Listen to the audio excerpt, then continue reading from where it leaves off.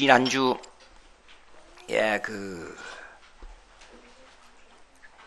저기와 소원, 그러니까 그에 대해서 되었습니다. 그래서 골로새서 그 저기와 소원이 뭐인가? 골로새서 1장 17절 한번 보세요. 골로새서 1장 17절 아니고 20절. 저기와 소원에 대해서 골로새서 1장 20절. 이제 여기에는 20절은 화목에 대한 문제가 나옵니다. 그의 십자가의 피로 화평을 이루사 만물 곧 땅에 있는 것들이나 하늘에 있는 것들이 그로 말미암아 자기와 화목되기를 기뻐하심이라. 21절 다 같이.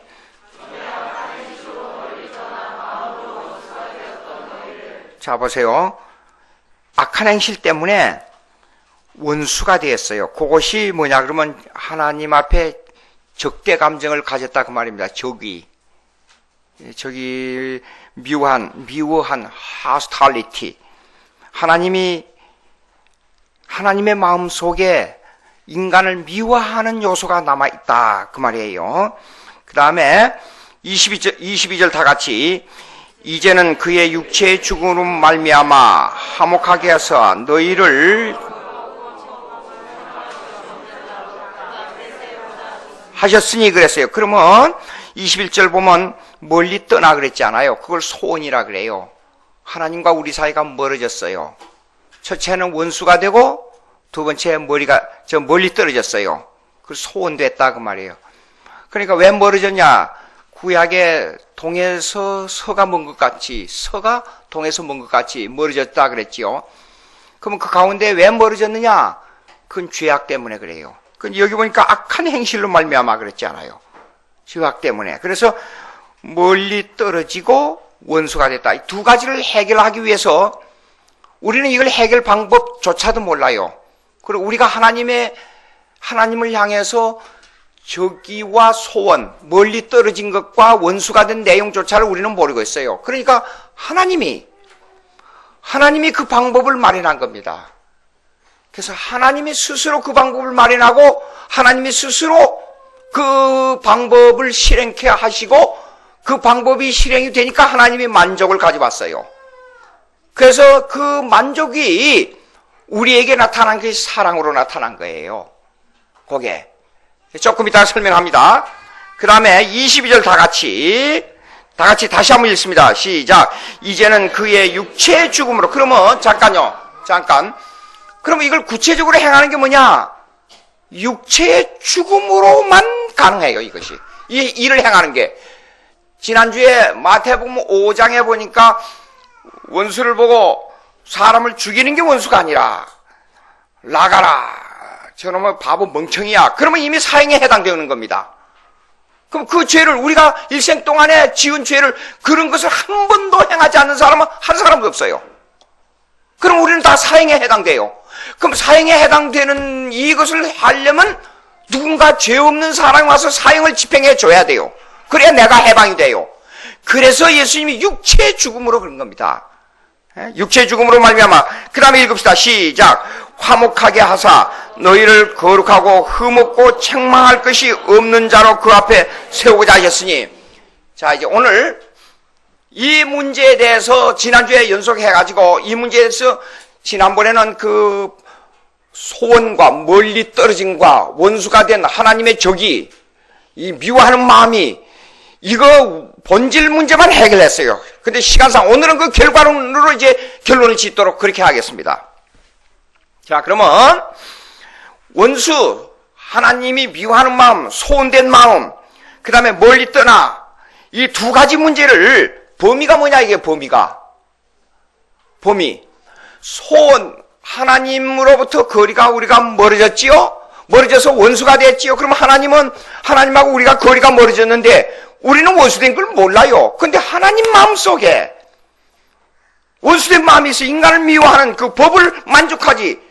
인간이 법을 어겼기 때문에 법의 충족이 하나님께 돌려줘야 돼요. 근데 인간이 방법을 몰라요.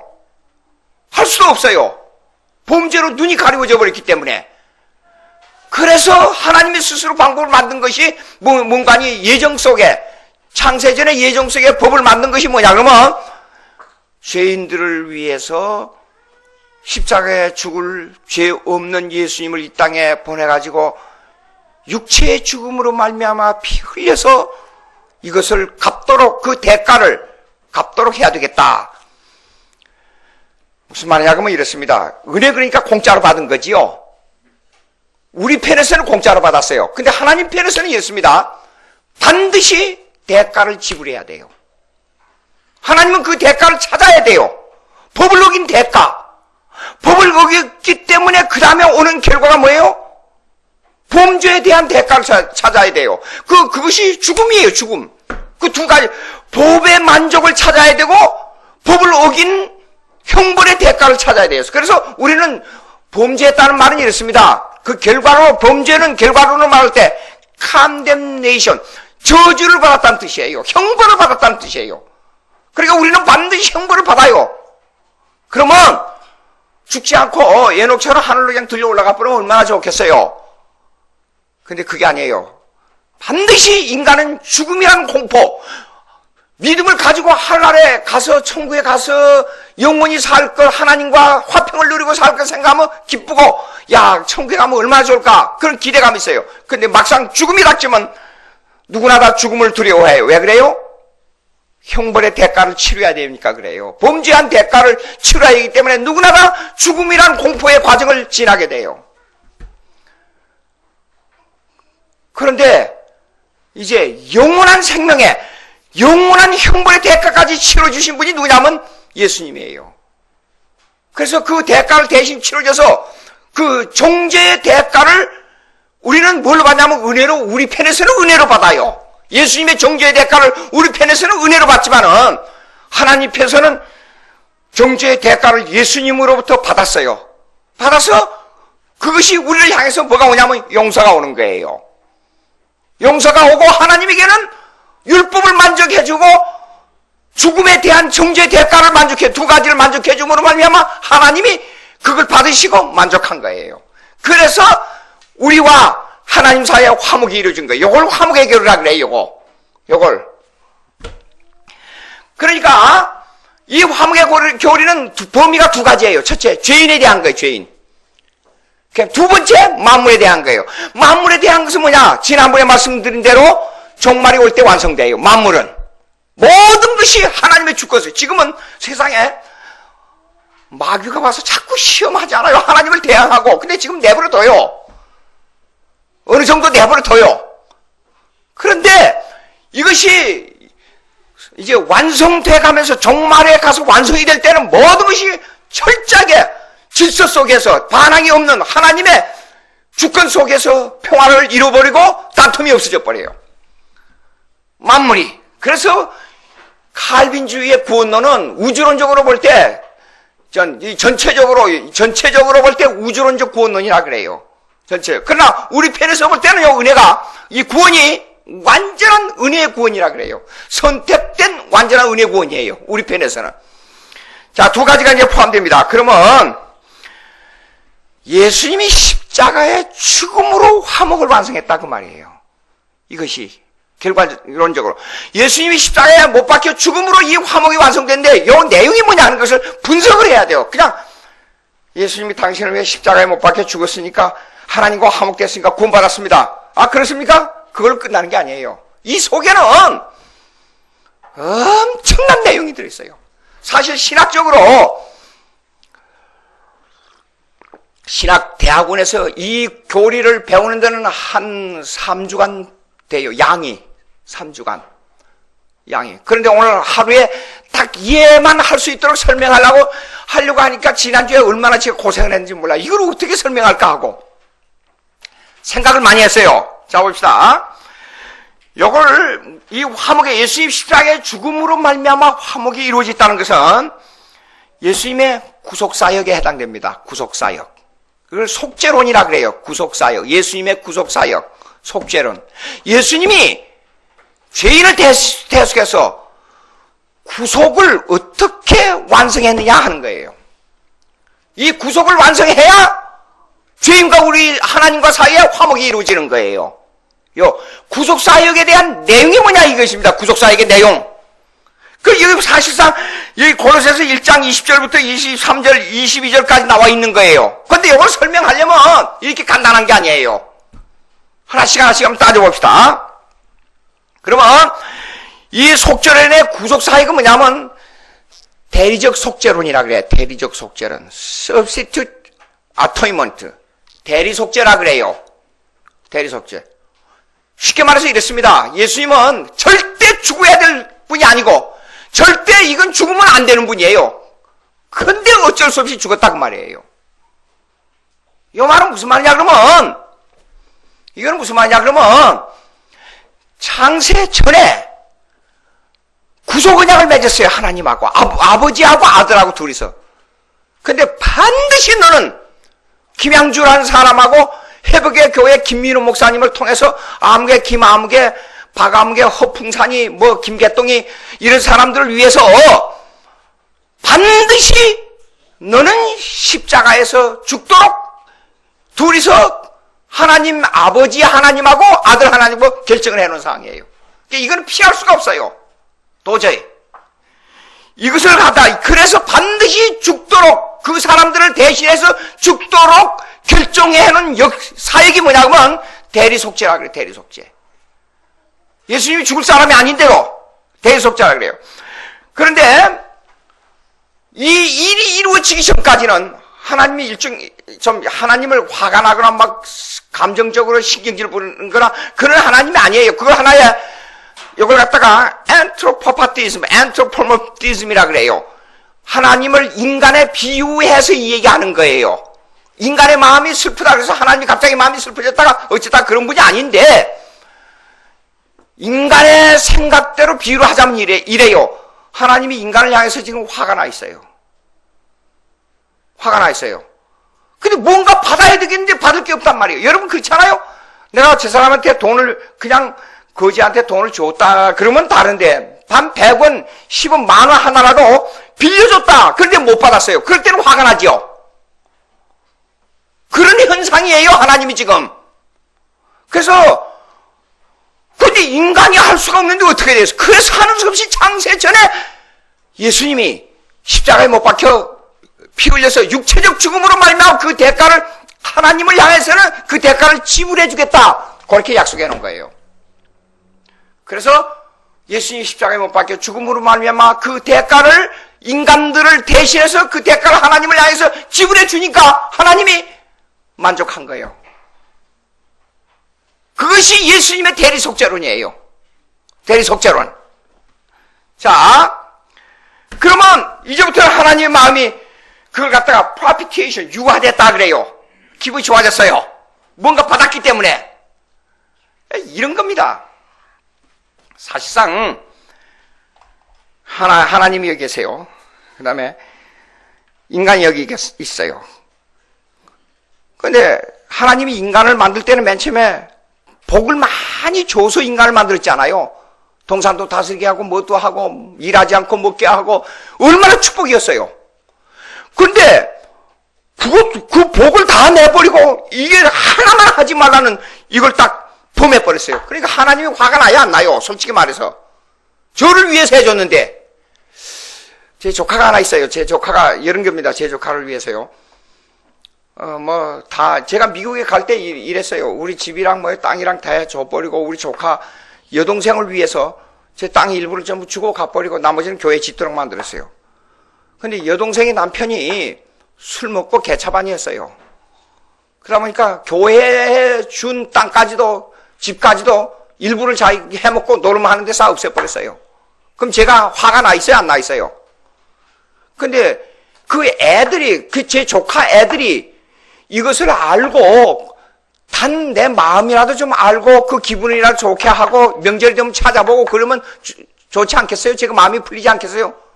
근데 제가 마지막 가지고 있었던 땅 한 1000평 되는 게 있어요. 그것도 다 팔아버리고 거기 남은 돈이 조금 남아 있었어요.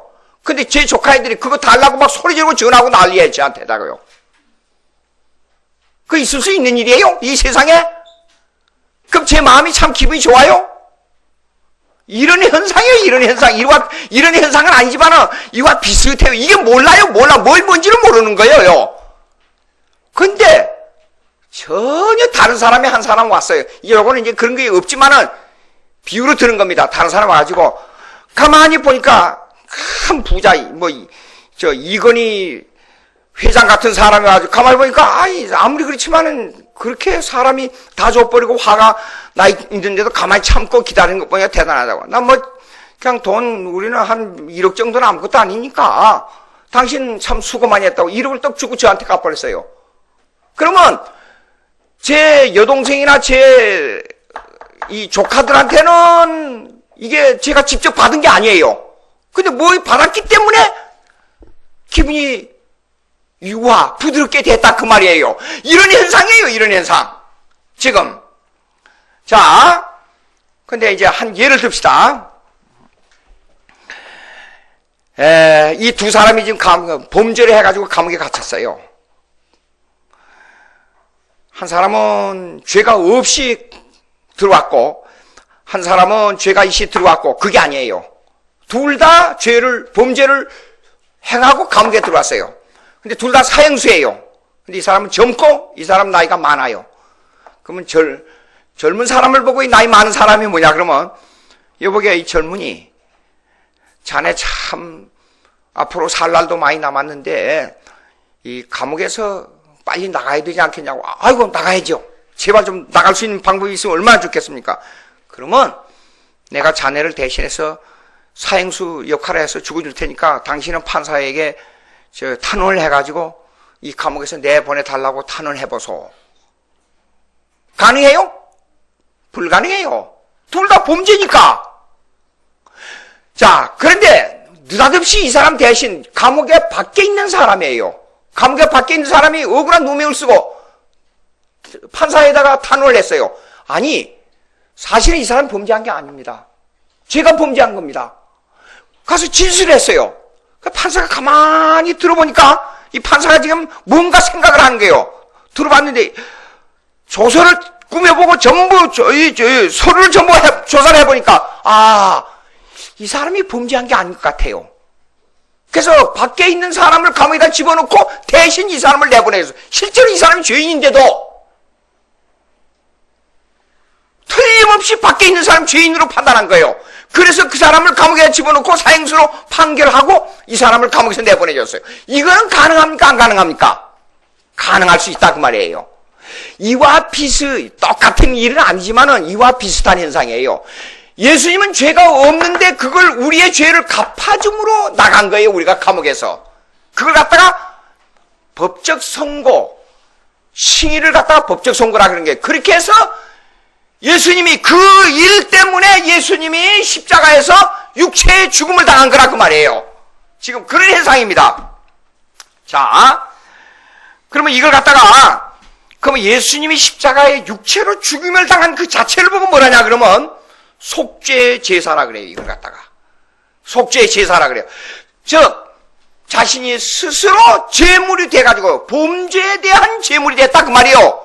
범죄에 대한 범죄를 행하지 아니했지만은 범죄에 대한 제물이 돼가지고 스스로 제물이 돼서 속죄 제사를 드렸다 그 말이에요. 히브리서 9장 9절 한번 보세요. 히브리서 9장 9절.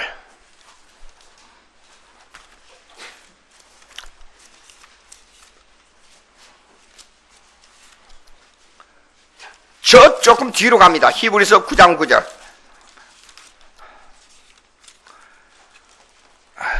히브리서 9장 9절. 찾았어요?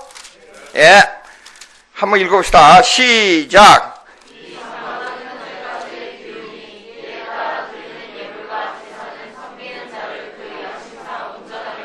없나니 재물과 제사를 섬기는 자를 그 양심상 온전한 할 수 없나니. 다 같이 또 10절 있습니다. 시작. 이런 것은 예법일 뿐이며 계획할 때까지 맡겨둔 것이니라. 구약의 제사직은 보세요. 한 번 제사를 드린 게 아니에요. 계속 절기 때마다 매년 제사를 드렸어요. 뭘 가지고요? 양의 피를 가지고. 그 앞에 읽어보세요. 8절, 7절 시작. 오직 둘째 장막은 제사장이 홀로 1년에 한 번 들어가되 자기와 백성의 허물을 위하여 드리는 피 없이는 아니하나니 피를 가지고 제사를 드립니다. 이 피는 누구냐면 예수님이 십자가에서 육체의 피를 흘리는 걸 말합니다. 자, 그 다음에 8절 다 같이 시작. 성령이 이로써 보이신 것은 첫 장막이 서 있을 동안에는 성소에 들어가는 길이 아직 나타나지 아니한 것이라. 이 말은요 조금 어려운데요, 예수님이 나타나야 된다 그 말이에요. 사실상 예수님이 피가 나타나야 된다, 그것이 진짜 속죄의 길이다 그 말이에요, 이거요. 예. 그러니까 구약에는 이렇습니다.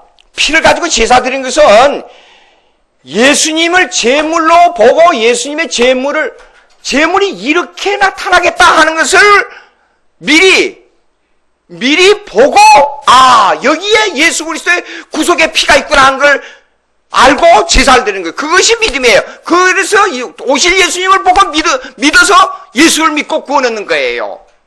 예. 자, 그러면 보십시다. 13장, 히브리서 9장, 13장 12절, 13장 12절, 13장 12절, 히브리서 13장 12절, 히브리서 13장 12절. 다 같이 시작. 그러므로 예수도 자기 피로써 백성을 거룩하게 하려고 성문 밖에서 예수님이 예루살렘에서, 물어봅시다. 예수님이 예루살렘에서 성전에 들어가서 십자가에서 죽었어요? 아니에요. 갈보리산 언덕에서 십자가에 못 박혀 죽었어요. 예? 성문 밖에서. 그러니까 이런 내용들이, 자 보세요. 구약에 나타난 구약의 제사법은 레위기입니다. 레위기를 쫙 읽어보면 신약의 히브리서를 알 수 있어요. 히브리서. 신약의 예수님의 속죄 대속의 제물에 대한 내용이 신약에는 히브리서에 가장 많이 나오는데 구약에는 레위기에 나와요. 그러면 레위기하고 히브리서하고 비교해보면 어쩌면 예수님의 제물이 이렇게 똑같을 수가 없어요. 양의 제사 드리는 내용들이 아주 흡사하게 나타나고 있어요. 자, 그러면 이 육체의 죽음을 구약에서는 양을 잡아서 피를 흘려서 제사 드리는 것이 예수님이 십자가의 육체의 죽음입니다. 요거 제사예요. 근데 두 가지 양의 모양이 나옵니다. 두 가지 모양이 구약에, 레위기에 쫙 보면 하나 있어요. 하나는 아사셀로 쫓겨난 염소예요. 세상으로 내보내는 예수님, 하늘의 보좌를 버리시고 이 세상에 내려오신 예수님, 내 모양입니다. 이거는 아주 비참한 내용이에요. 아주 짧은 내용인데도 아주 비참한 내용으로 나옵니다. 그러니까 예수님이 이 땅에 오신 것은 어떤 의미에서 가장 비참한 고난을 겪기 위해서 오신 거예요. 자, 한번 봅시다. 아사셀이란 말은 광야의 마신이란 뜻이에요. 광야의 마신. 근데 이 광야 속에 마귀들이 들어있는 그 속으로 예수님을 내쫓아보는 거야, 그런 뜻이에요. 레위기 16장 한번 보세요. 레위기 16장, 레위기 16장.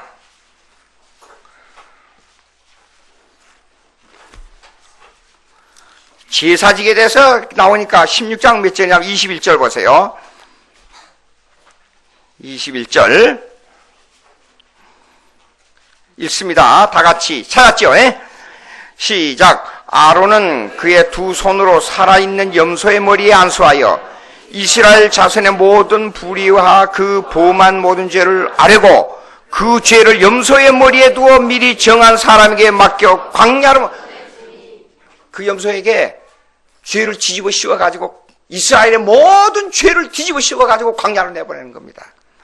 그 다음에 22절 다 같이 염소가 그들의 모든 불의를 지고 접근하기 어려운 땅에 이르거든 그는 그 염소를 광야에 넣어놓지.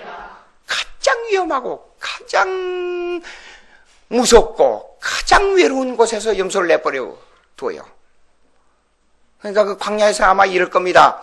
한 염소, 힘없는 염소가 광야로 들어가게 되면 이리떼가 많고 호랑이, 맹수떼가 많으니까 배고픈 그 호랑이 그 야성을 가진 짐승들이 막 달라들어서 뜯어먹을 거예요. 그럴 때에 예수님이 십자가에 못 박혀 돌아가실 때 다 버리고 도망갔는데 그 악한 사람들이 예수님을 찢어서 죽였잖아요. 그럴 때 그 맹수에게 찢기면서 그 염소가 마 하고 울었을 거예요. 홀로 외롭게 울었을 거예요 아마. 그 예수님의 모습이 그게. 아무도 도와주지 않아요. 비참하게. 그러니까 예수님이 외롭게 채찍에 맞으면서 누구도 그 돌아보지 않았잖아요. 근데 하늘과 땅은 다 알고 있었어요. 그러니까 예수님이 십자가에 못 박혀 돌아가실 때 하늘도 울고 땅도 울고 바다도 통곡하고 온 천지가 슬퍼서 소낙비가 쏟아지고 바위가 터지고 진동이 일어나고, 그런데도 사람들은 몰랐어요. 오직에서야 그 광경을 보고 로마 병정이, 사형을 집행하던 로마 병정이 이는 진짜 하나님의 아들이었도다 그러고 기절했잖아요. 그 예수님의 모습이 그게요. 이런 내용들이 구약에 구체적으로 예언하고 있어요. 구체적으로. 자, 그 다음에 또 하나 봅시다.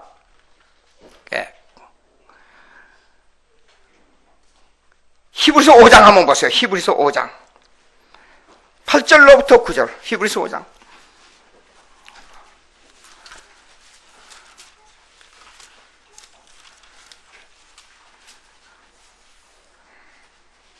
히브리서 5장 8절로 9절.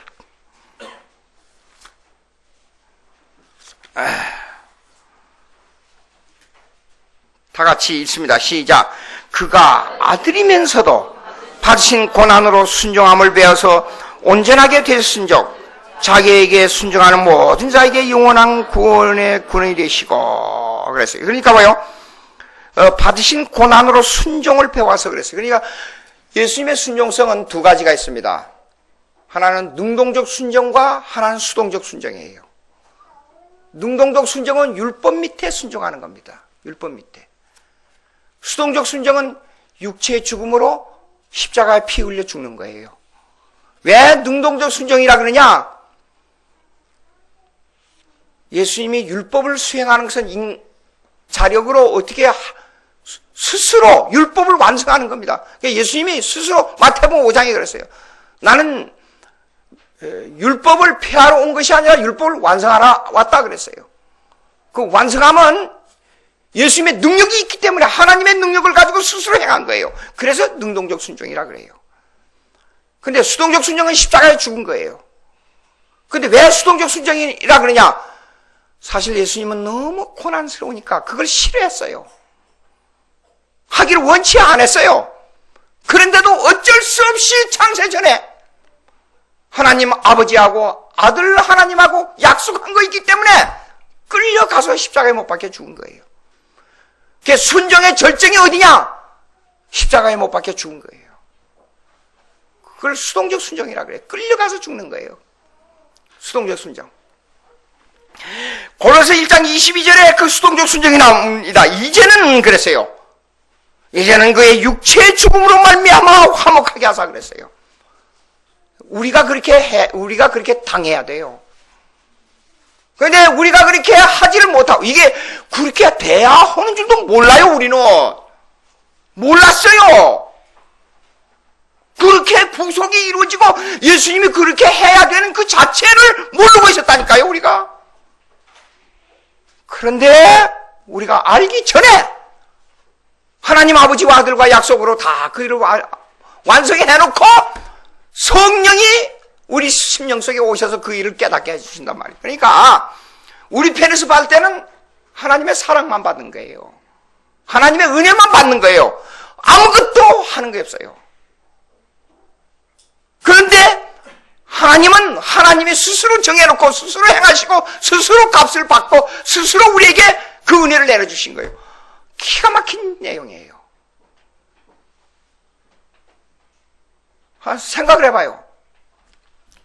이 세상에 그런 게 어디 있는가? 예? 그래서 하나님의 마음이 스스로 해놓고도 하나님의 마음이 부드러워졌다니 이게 말이 돼요? 로마서 3장 25절 보세요. 로마서 3장 25절. 로마서 3장 25절.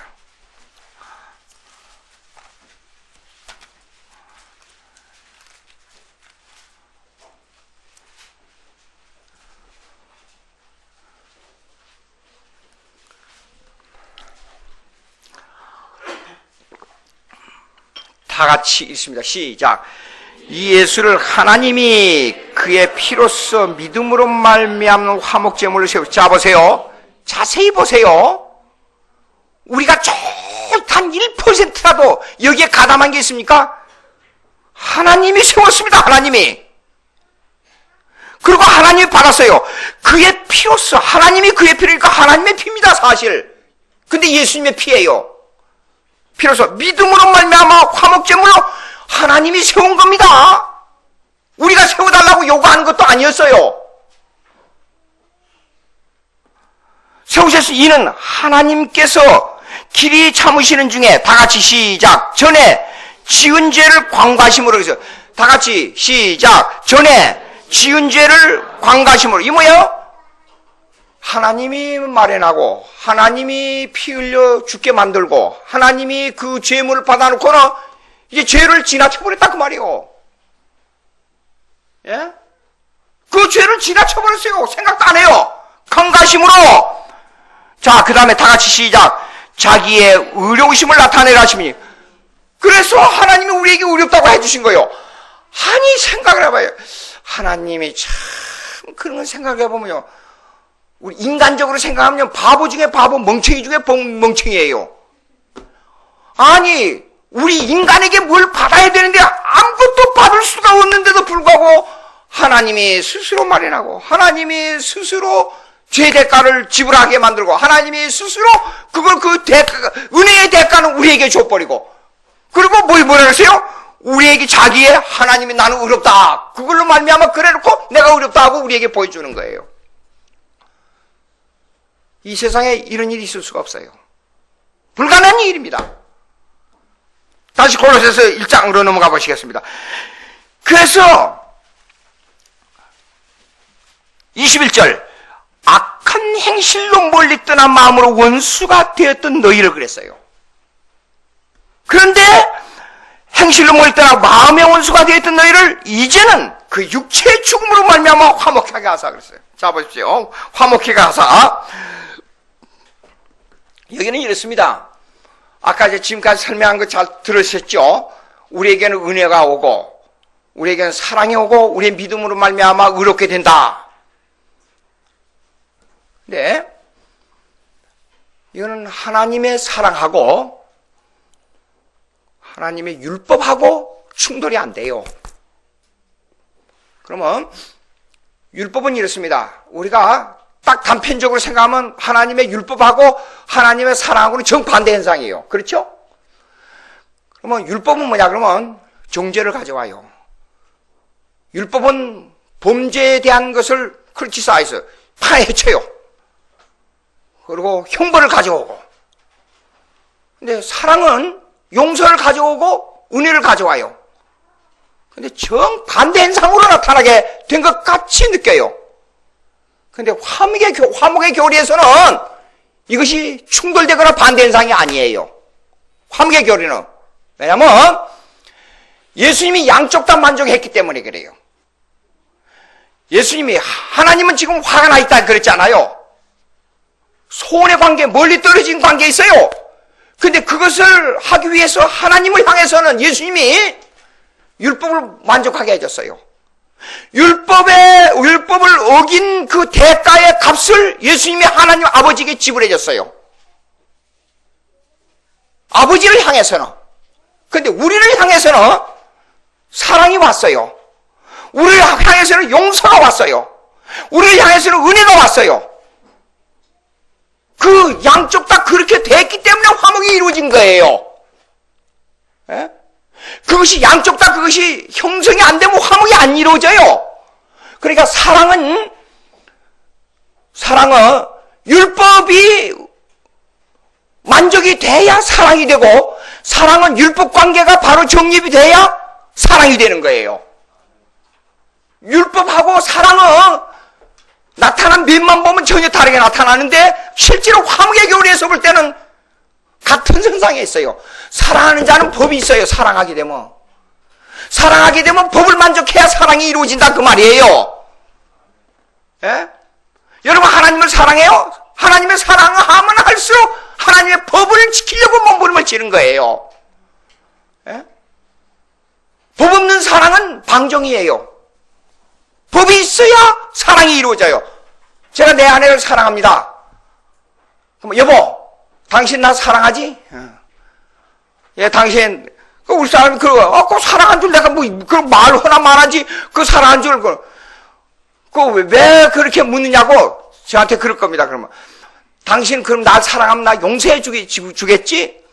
뭐냐고 용서해 준다고 뭐냐고 말해보라고.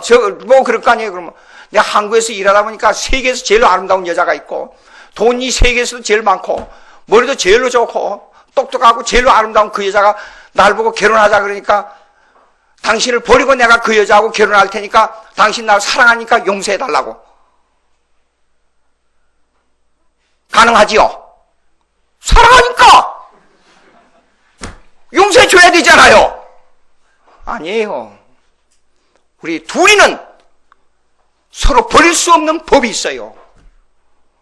예?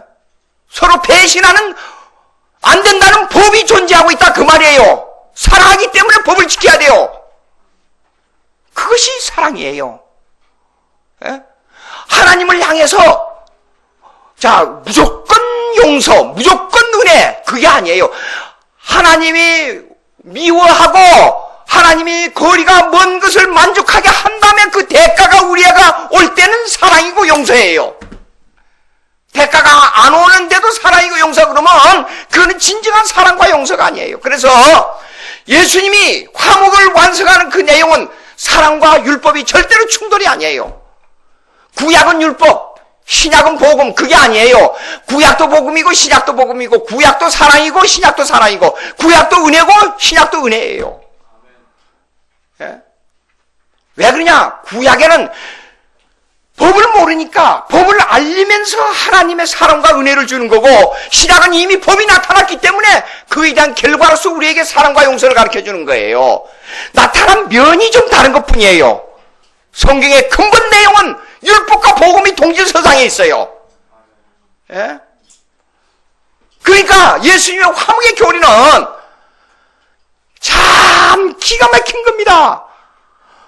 율법에 순종하고 죄 없는, 율법을 완성한 죄 없는 사람이 육체의 죽음으로 피 흘려서 하나님과 화목했다.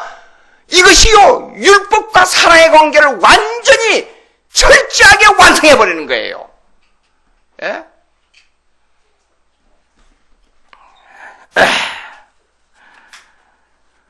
요한복음 15장, 14장, 15절 하면, 요한복음 14장 15절. 요한복음 14장 15절.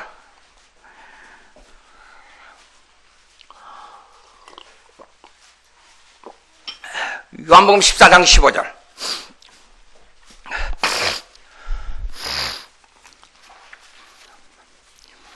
읽어봅시다. 다 같이 시작. 옳지. 우리가 주님을 사랑하지요? 그러면 내 마음대로 하고 사랑이니까 하나님 은혜를 주십시오. 그러면 안 돼요. 법을 지키기 위해서, 성경대로 살기 위해서 몸부림을 치면서, 그리고 조금만 잘못해도 깊이 회개하고, 그렇게 살면서 하나님을 사랑한다고 말해야 돼요. 21절 읽어보세요. 21절. 그 다음에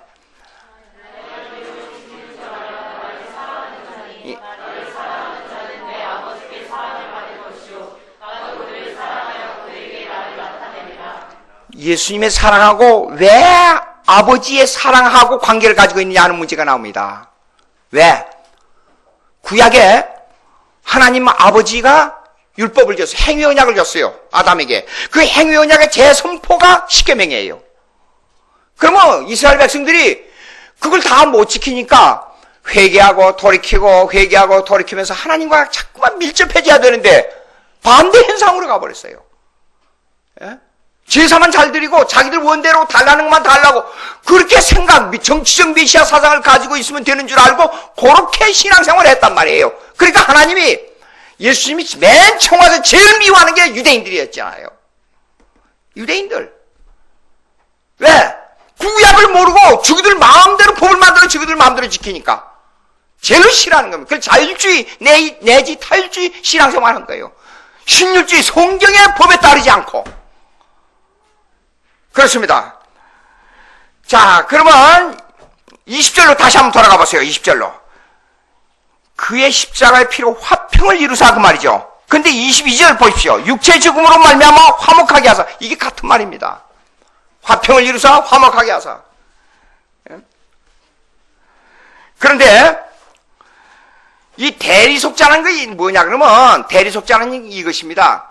중간에 담을 헐었다는 것을 내포하고 있어요. 중간에 담을 헐었다. 대리속자라는 것은. 대리속자는 반드시 세 가지 요소가 있어요. 세 가지. 첫째 당사자 있어요.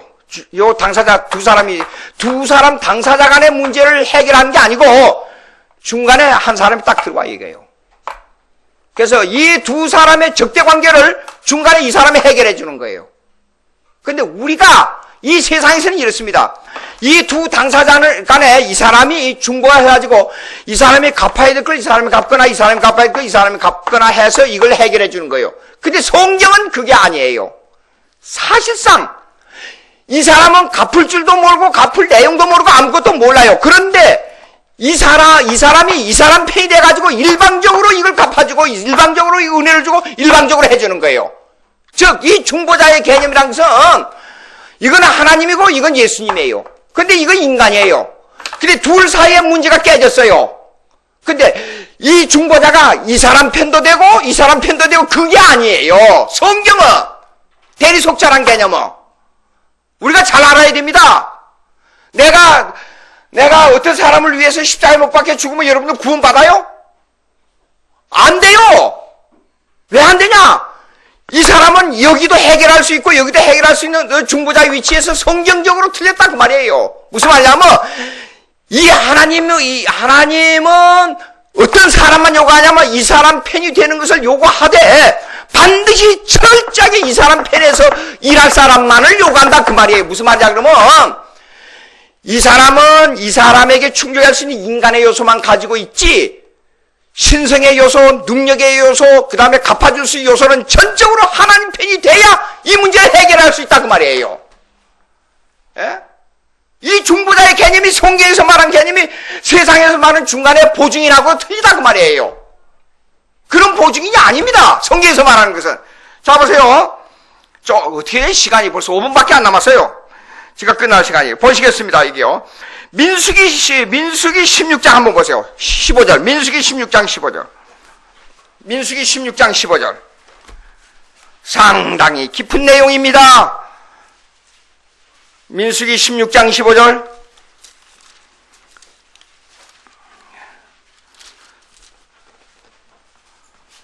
아, 5절입니다. 5절. 미안합니다. 민수기 16장 5절. 다 같이 읽습니다. 시작. 고라와 그의 모든 무리에게 말하 이르되 아침에 여호와께서 자기에 속한 자가 누구인지 거룩한 자가 누구인지 보이시고 그 사람을 자기에 가까이 오게 나오시고 하시되 그가 택하신 자를 자기에 가까이 나오시고. 왜 사람이라고 했어요? 예수님은 하나님인데 거룩한 사람이에요. 인간은 거룩한 사람이 없잖아요. 근데 이것은 구약으로 예수님을 예표하는 내용입니다. 그래서 하나님 편에서 철저하게 거룩한 사람, 하나님 편에서 하나님의 신성을 가진 사람, 하나님 편에서 하나님과 똑같은 능력을 가진 사람, 그 사람만이 중보자가 된다 그 말이에요. 여기요. 그 사람만이 십자가에서 못 박혀 죽어서 제물이 돼야 된다 그 말이에요. 이게 중보자의 역할이라 그 말이에요.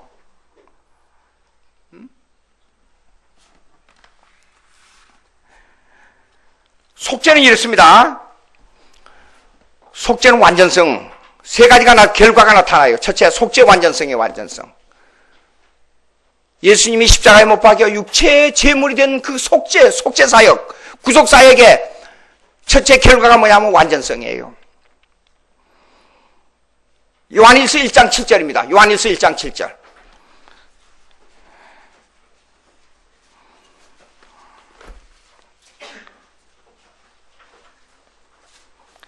다 같이 시작.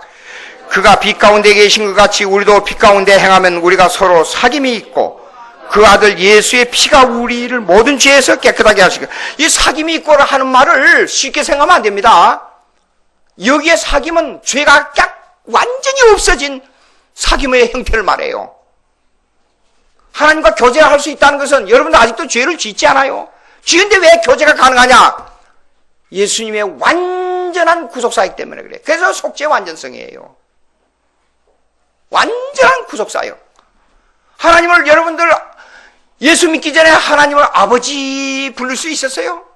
하라 그래도 못하지 않아요. 왜 아버지로 부를 수 있냐? 세상에 하나님을 아버지로 부른다는 게 보통 문제가 아닙니다. 근데 하나님, 여러분들 기도하다가 하나님을 그냥 아버지, 내가 아버지께 왔습니다. 그런 눈물이 주르르 흐를 때가 있어요. 저는 수없이 많았어요. 하나님은 나와 거리가 멀었습니다. 원수되었습니다. 근데 내가 아버지 하고 부릅니다. 아버지 도와주세요.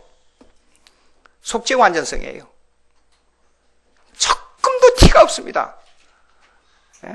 완전히 깨끗하게 됐습니다. 모든 죄를 정결케 했습니다. 그럼 두 번째, 속죄의 역사성이에요. 갈라디아서 4장 4절 한번 보세요. 속죄의 역사성입니다. 갈라디아서 4장 4절.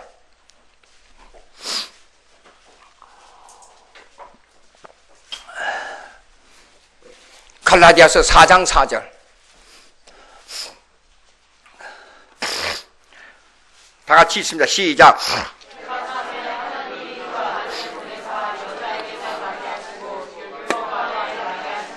예, 때가 참에 예수님을 보냈습니다. 요거 중요한 내용입니다.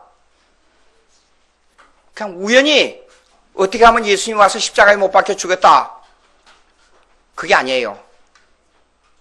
수천 년 전 창세기부터 예수님을 정확하게 예언했어요. 그 예언은 점쟁이가 말한 예언하고 틀립니다. 아, 내가 보니까 어쨌다, 그리고 딱 해서 그 맞았다, 그게 아니에요. 시간과 공간 속에서 예수님의 모형을 직접 시공간 속에서 물체로, 실체로 이걸 행하라 그랬어요. 하나님이. 그 대표가 뭔 줄 알아요? 양을 잡아 피를 내서 제사를 드리라, 그거예요.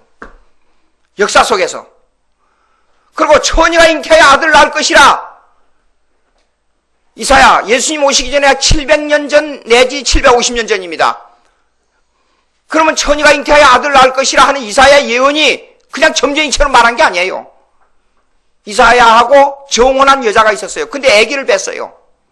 근데 거기서 아들을 낳았는데 그 아들이 광야에서 엄청난 고생하면서 인간 이해하고 짓밟으면서 삶을 살았어요. 그 아들이. 예수님의 모형으로, 예표가 역사적으로 실제적으로 그 나타난 8장에, 이사야 8장에 보면 그 내용이 나와요. 실제로 그랬습니다. 자, 왕의 모습이 뭡니까? 다윗이었어요. 그러나 이스라엘 왕권을 다스리는 그 내용 모습을 보십시오. 어쩌면 예수님의 모습하고 그렇게 닮았어요. 왕이 되기까지 얼마나 짓밟히고 고통당하고 핍박당하고 주위의 모든 사람들이 원수였잖아요. 그 모습. 그러니까 구약에는요 이렇습니다. 그냥 예언이 아니라 실제적 역사적 사건을 가지고 예수님을 예언한 거지, 그냥 예언은 점쟁이처럼 예언한 게 아니란 말이에요. 이것이 예언의 역사성이에요. 기독교만이 가지고 있는 절대 종교입니다. 기독교만이 가지고 있는 절대 구원받아야 할 확실한 증거요, 믿음이라. 우리가 천국 간다는 것은 그냥 농담이 아닙니다. 역사성. 구약의 역사를 통해서 예언한 그 예수님이 역사 속으로 예수님이 오셨습니다. 그리고 역사 속에서 예수님이 스스로 될 일을 예언했습니다. 십자가에 못 박혀 어떻게 죽을 거고, 내가 장로들에게 어떻게 고난받을 거고, 어떻게 해서 3일 만에 부활할 것이고, 부활한 후에 내가 어떻게 될 것이고, 어떻게 돼서 재림할 것이다. 역사적으로 예언하고 역사 속에서 예언하고 역사를 통해서 예언하고 역사적으로 그걸 예수님 스스로 완성했습니다. 그러면 예수님이 재림한 이 땅에 오실 역사성은 될 수도 있고 안 될 수도 있다고 믿습니까, 여러분? 절대로 반드시 눈으로 갈라디아서 4장 데살로니가서 4장에 보십시오. 눈으로 보이라 그랬잖아요, 예수님 재림하는 거. 예? 분명히 보는데 죽은 자들이 일어나서 예수님은 보는데 예수님 재림할 겁니다. 내가 지금 농담하고 있는 겁니까? 아니에요. 예수님이 역사선상에서 십자가에 못 박혀 죽으신 그 예수님의 모습은 역사적으로 분명히 재림한다 그 말이에요. 부활하신 예수님이 김민호 목사님 얼마 전에 제가 옛날에 뭡니까? 그 미국 채널에서 나왔던 그거 이 얘기를 했더니 어디서 마침 유튜브에 돌아다니다 저한테 옛날에 목사님이 증거한 내용이 왔습니다. DNA 사건이 왔어요. 그것은 예수님의 십자가상의 내용이 역사적으로 증명되는 겁니다. 그럼 그 역사적으로 증명된 내용을 그대로 그 역사적 사건만 받아들이면 예수를 믿게 되느냐? 그거는 또 아니에요. 그 사건을 심령 속에 역사적으로 우리 속에다 집어넣어주는 분이 누구냐면 성령의 사역이에요. 성령의 사역이 없으면 그걸 예수님의 구세주를 못 받아들여요. 중요한 겁니다. 그래서 예수님이 요한복음 읽어보세요. 지금 너희들이 몰라.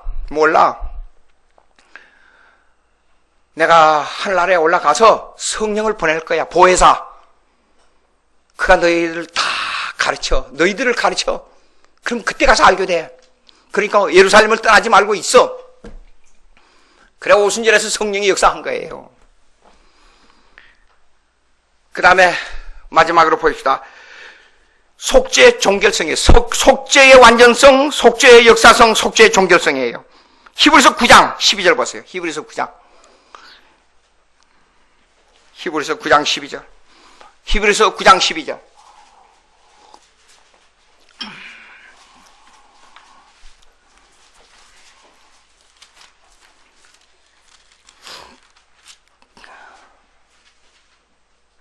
다 같이 시작.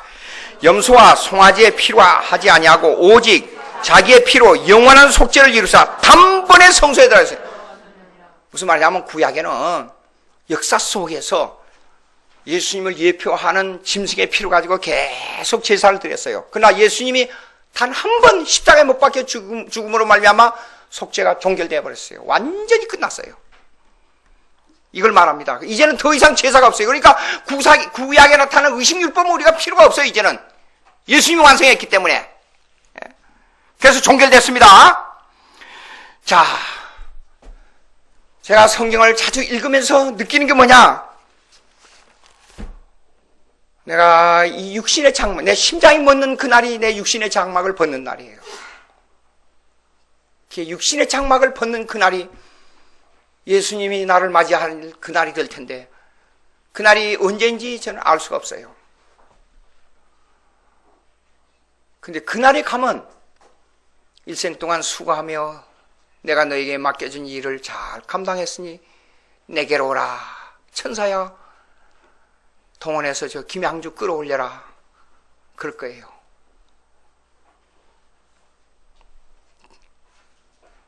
그날이 그렇게 그리워져요. 나이가 들어갈수록 그날이 그리워져요. 기도하십시다. 하나님 아버지 감사합니다. 이 땅에 살면서 우리가 먹고 마시고 이 세상의 것을 바라보고 살지만 우리의 마음은 하늘에 있습니다.